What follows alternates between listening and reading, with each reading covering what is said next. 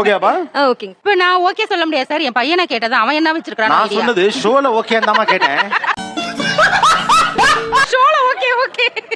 நீங்க எதுக்கு ஓகே சொன்னீங்க? அவங்க ஓகேன்னு சொன்னாங்க, அதனால நானும் ஓகேன்னு சொன்னேன். ஏய் டேய், இந்த ஆக்ட் குடுக்குற வேலையெல்லாம் என்கிட்ட வச்சுக்காதடா. அவங்க எனக்கு மாமியார் வந்தா கரெக்டா இருக்கும் தோணும். நீங்க பையன்லாம் என்ன பாக்கலையே, அப்புறம் எப்படி உங்க மாமியார் வந்தா ஓகே இருக்குங்கறீங்க? இல்ல, நான் பையனை பார்த்தாச்சு. எங்க புள்ளைங்க எல்லாம் பயங்கரம், எங்களை பார்த்த தமன்னா மயங்கி ஓய்ந்துரும். இல்ல கடைசில என்னைய புடிச்சு வம்பு கிளிக்கிறது பண்றது முழுக்க நீங்க. என்ன சொன்னீங்க? நான் யாரு? ஒரு அப்பாவி பையன் நானு. பையனை பார்த்தாச்சு. ஸ்டூடெண்ட் சார், அவன் படிச்சிட்டு இருக்கான் சார்.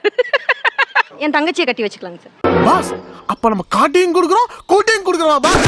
ஒரு நல்ல பையனா இருக்கான், வீட்டுக்கு நல்ல இல்ல, மருமகனா. மாமியார் நல்லா இருக்காங்க. மாமியார் நல்லா இருக்காங்க. ஏப்பா அழுகுற முரியசா? என்னமா ஃபீல் பண்ணி கூவுறான்டா அவன், அதுவும் வித்தியாசமா கூவுறான்டா அவன். இப்ப நான் என்ன கேக்குறேன், உரிமைங்கிறது மருமகளுக்கு மட்டும்தானா, மாமியார்களுக்கு அந்த உரிமை கிடையாதா? இந்த உரிமையை அவங்க கேக்குறாங்க. ஒரு மாமியார் இயல்பா அவங்களுக்கு அந்த ஸ்பேஸ் இந்த ஸ்ட்ரக்சருக்குள்ள இருக்கு. அந்த உரிமையை நம்ம வேலிட் பண்ணணும்ல. இருந்துங்கடா டேய். யூஸ் பண்ற ஆள்லாம் பாருங்க, ஒரே ஒரு தடவை ஷோல பேசினாலும் முழுக்க அமைதியான, எதுவும் பேசாத. அப்ப பேசுதல் அவங்க உரிமை இல்லையா? இவ்வளவு நாளா மூடி கிடந்த அறிவு கண்ண நீங்க திறந்துட்டீங்க.